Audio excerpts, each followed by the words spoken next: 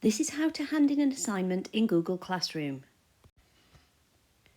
First, open your Classroom and go to the classwork page. Click on the assignment to open it. Then, click here.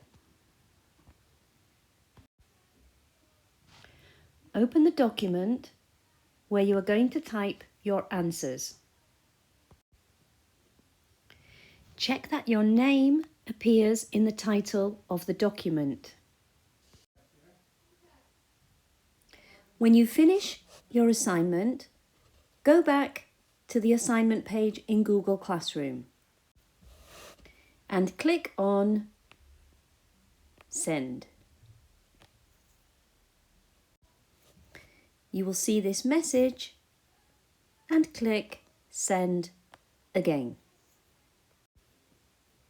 If you want to edit your work, click on Cancel, Send, edit your work, and then send again.